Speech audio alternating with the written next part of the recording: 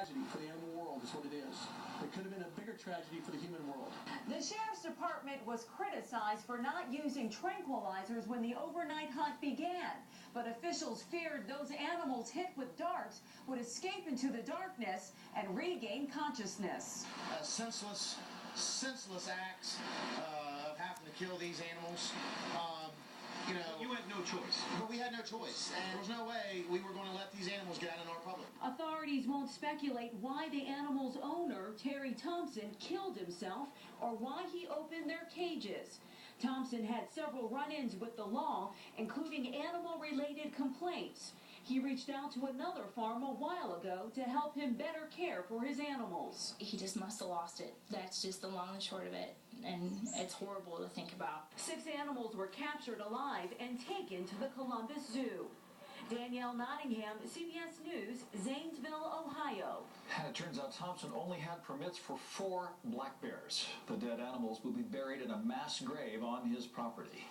Well, not every municipality has exotic animals, but there are plenty of them here in Las Vegas, and they're not just used in shows on the Strip. Some people keep them as pets. And just 2 years ago, an exotic tiger got loose in a Clark County neighborhood. Jamie Garola spoke with the owner of that tiger tonight. Paula, that summer, frightened neighbors called 911, but unlike in Ohio, just one animal was on the loose, and the tiger was sitting calmly eating grass when authorities found him. The Fercos brothers admitted a mistake in their judgment then, but now questioned the judgment of police in Ohio who resorted to deadly measures. Well, why they shooting them? They should tranquilize them. They should catch them first, not kill them all, But it was sad to see it on the television. At least 48 exotic animals shot to death this week after sheriff's deputies in Ohio were ordered to kill the animals that were set loose by their owner. While the sheriff says he had no choice, Tony Fercos questions the decision. And I think they should give them some chance and not shoot them right away. Tony and his brother Ferdinand, the Fercos brothers magicians who once performed on the Strip, house their big cats in this northwest Las Vegas neighborhood.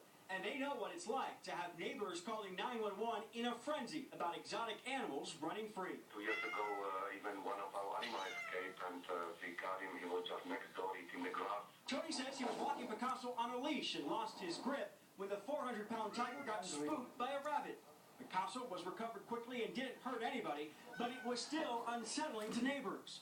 Just before performance in Branson, Missouri Wednesday night, Tony tells us people generally have a misconception about exotic animals. They usually are not so dangerous like the jungle animals, They usually better take care of, and maybe they see the humans more, so they are not so dangerous like some people think that they are. As rare and wild as they are, exotic animals are not hard to come by in Las Vegas, and the demand for them is there. We have to ask a lot of questions. Where do you live? What experience do you have with this? Do you have any special training? But the owner of Exotic Pets Las Vegas says not just anybody should own them. These are all wild animals. And yes, they're loving and they're caring and they're wonderful. And they can turn around and rip your head off. Again, there are certain zones set up by the county where people can house exotic animals. Owners of permitted animals must also have proof of all the necessary vaccinations or shots just in case if one of them gets violent. Yeah, sure it's sad what happened in Ohio. Yeah. Thank you, Jamie. On politics, some of the candidates who took